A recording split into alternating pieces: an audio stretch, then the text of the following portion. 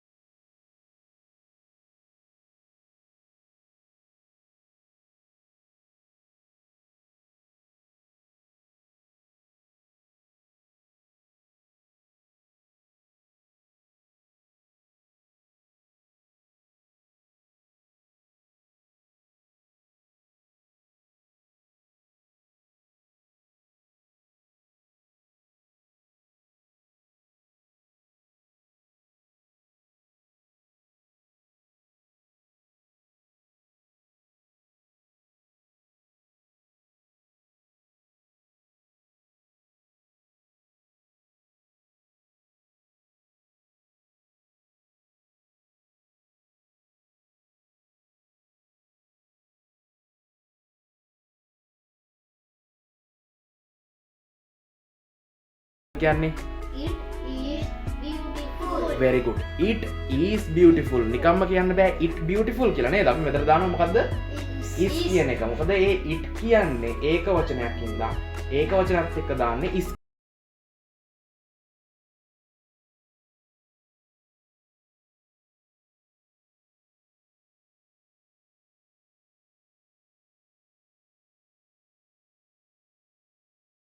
කියනවා. මිනුල told නැත්තම් මිනුල is told. මොකද්ද ගන්නෙ? මිනුල is told. අපි මේ වාක්‍ය කියවමු. මිනුල Is told. මිනුල is told. හා දැන් යමු බහුවචන වලට. we students අපි ශිෂ්‍යයෝ වෙමු. කොහොමද කියන්නේ අපි ශිෂ්‍යයෝ වෙමු කියලා? We we are students. right. ඊට පස්සේ you are students. you are students කියන්නත් පුළුවන්. ඔයාලා ශිෂ්‍යයෝ කියලා කියන්නත් පුළුවන්. එහෙම නැත්නම් අපි උදාහරණ දීලා තියෙන බලන්න you වලට අදාළව දෙවණියට තියෙන්නේ sad නේ. You are sad. ඔයා දුකින්. You are sad. ඔයා දුකින් නේද? ඔයාලා දුකින් කියන්නත් පුළුවන්. very good. you කියන වචනේට එතකොට ඔයා කියන තේරුමයි ඔයාලා කියන තේරුමයි දෙකම තියෙනවා. ඊට පස්සේ බලන්න they කියන එක they කියන්නේ ඔවුන් එහෙම නැත්නම් ඒගොල්ලෝනේ නේද? එතකොට එයාලා මාතරින් ආවේ කොහොමද කියන්නේ? they are from Matara. දැක්කනේ they එක ගත්තේ ආ කියන helping verb එක. ඊට පස්සේ my friends කියන්නේ බහු වචනයක්. ඒකත් එක්ක මොකද්ද ගත්තේ? my friends are good. my friends are good. දැක්කනේ හතරවෙනියට තියෙනවා my friends. මේ පැත්තේ හතරවෙනියට තියෙනවා good. එතකොට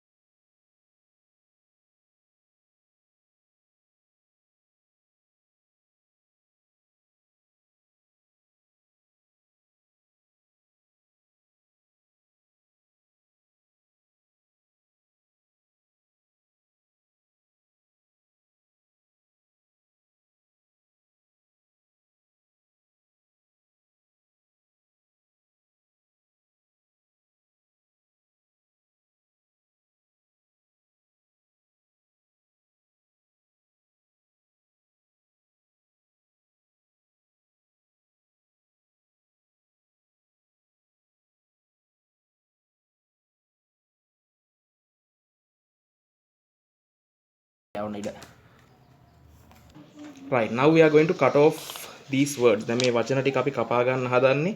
මේක ටිකක් ඉඩ ඇතුව කපා ගන්න. මොකද මේ අකුරටම ඉඩ ඇති වෙන්න නෙවෙයි. ඔයගොල්ලෝ ටිකක් වැඩියෙන් ඉඩ එන්න මෙන්න මේ වගේ කපා ගන්න. ඊපස්සේ he කියන එකත් පිළිවෙලට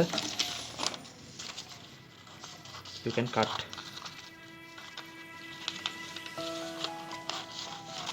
ඊතර වචන ඔක්කොම මේ වගේ කපා ගන්න හැම වචනෙම මේ my friends කියන එක මම කපලා ඉන්නවා.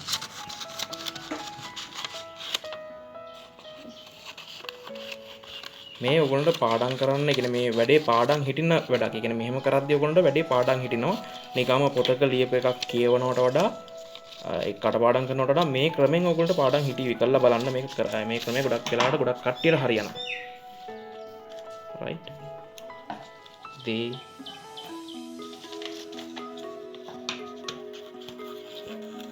මේ ඔක්කොම මේ වගේ කපා ගන්නවා. තව දෙයක් තමයි මේ ඔයගොල්ලෝ මේක ලියාගනිද්දී මේ පළවෙනි වචන තීරුව ලියන්න ඕන එකම පාටකින්. එක එක පාටවල් යූස් කරන්න එපා. දැන් මම මෙතන only red මම මෙතන යූස් කරලා තියෙන red color එක විතරයි.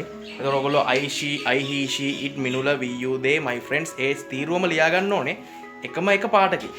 පාටවල් ගොඩක් ගන්න එපා. right, දැන් ඔයාලට පේනවා දැන් අපි පළවෙනි අදියර හරි I he she it මිනුල we you they my friends ඒ පළවෙනි තීරුව මම පළවෙනි තීරුව කියලා හඳුන්වන්නේ මේ කොනේම තියෙන තීරුව. ඒ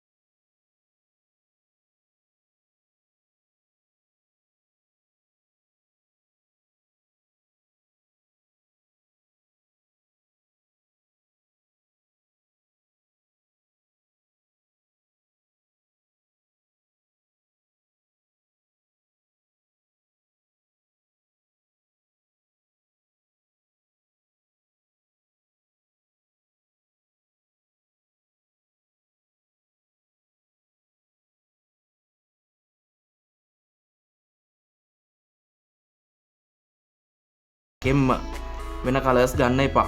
මොකද ඒ වෙන කලර්ස් ගන්න එපා කියන්නේ මම මේ හේතුවක් ඇතුව. එතකොට ඔයගොල්ලන්ට මේ පාඩම් කරන්න කලර් කෝඩ් එක වටිනවා. ඒ කියන්නේ ඒ කලර් එකෙන් දෙවනි තීරුවට දාන්න ඕනේ.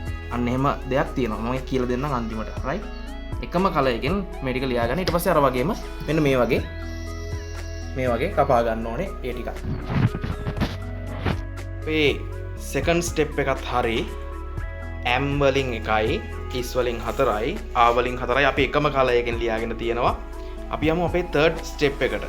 third step එකේ විදිහට ගත්තාම මේ sentence එක සම්පූර්ණ වෙන්න ඉතුරු කොටසක් ඕනේ. I am විතරක් තියන්න බෑ sentence එක සම්පූර්ණ වෙන්න ඉතුරු කොටසක් ඕනේ. එතකොට I am a student. He is a student. She is from Gaul. It is beautiful. Minula is tall. We are students. You are sad. They are from Matara. My friends are good. ඔන්නෝම වාක්‍ය සම්පූර්ණ වෙන්න අන්තිම තීරුවත් ඔයගොල්ලෝ කොළවලම ලියලා කපා ගන්න ඕනේ. ඒක ලියන්න ඕනේ. දැන් පළවෙනි තීරුව ලියපු කලර් එකවත් දෙවෙනි තීරුව ලියපු කලර් එකවත් නෙවෙයි වෙනමම කලර් එකකින් තමයි ඔයගොල්ලෝ තුන්වෙනි තීරුවේ තියෙන sentence ඉතුරු කොටස ලියන්න පටන් ගන්න ඕනේ. all right. දැන් අපි ගමු තුන්වෙනි තීරුව. තුන්වෙනි තීරුවේ තියෙනවා student කියලා දෙකක් තියෙනවා. right? ඊට පස්සේ from Gaul, beautiful, tall, ආයෙ තියෙනවා students, sad, from Matara, good. ඔන්න ඔය ටික අපි ලියා ගන්නවා වෙනමම කලර් එකකින්. දැන් අපි කලින් යූස් කරා red කලර් එක, green කලර් එක, දැන් යූස් කරනවා orange කලර් එක. මොකද මේ කලර්ස් වෙනස් කරන්නේ මේවා පැටලෙන්නේ නැති වෙන්න. right?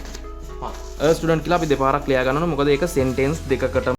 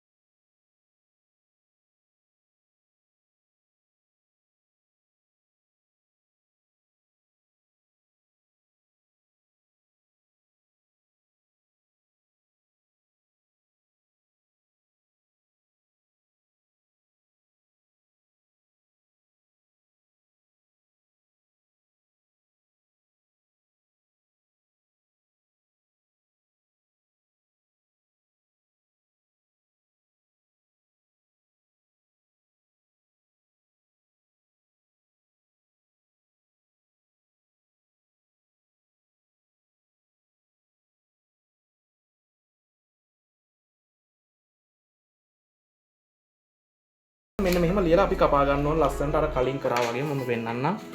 right? ඒ අර කලින් කරා වගේම මේ ටික කට් කරගමු ලස්සනට.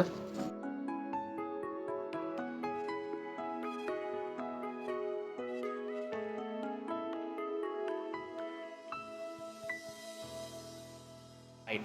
ඔන්න අපි මේ බෝඩ් එකේ තිබිච්ච chart එකේ විදියටම මේ අකුරු ටික මේ වචන ටික ලියාගෙන එක එක කලර්ස් වලින් يعني පළවෙනි තීරුව red, දෙවෙනි තීරුව orange, අන්තිම තීරුව black. ඒ වගේ වෙන වෙන කලර්ස් වලින් දැන් මිනුවල ලියලා තියෙනවා පළවෙනි තීරුව blue color, දෙවෙනි තීරුව green color and the third line in pink color.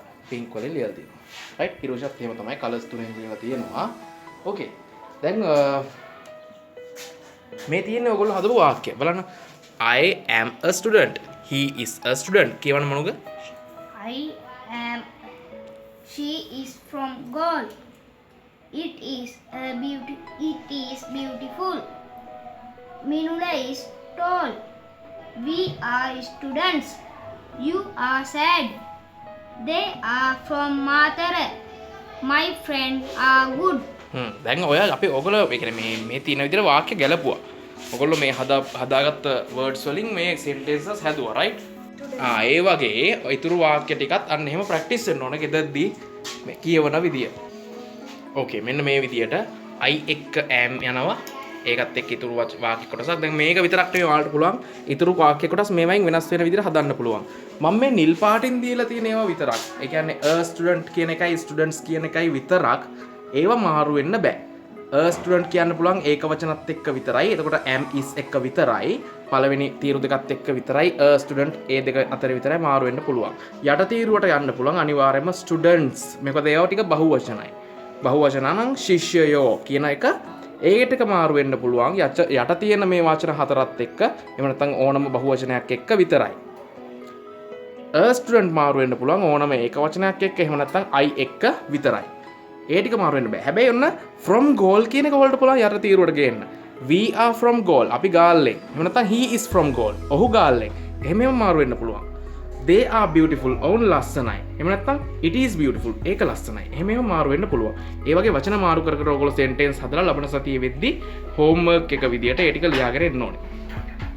දැන් ඔන්න මම කරන වැඩේ දැන් ඔයගොල්ලෝ කලර්ස් තුනකින් බෙදලා තියෙන හින්දා ඔයගොල්ලෝ දන්නවා පළවෙනි වචන පේලිය රතු පාටයි, දෙවෙනි වචන පේලිය තැඹිලි පාටයි, තුන්වෙනි වචන පේලිය කළු පාටයි. දැන් ඔයාලගේ පාට අනුව වෙනස් වෙයි. රයිට්?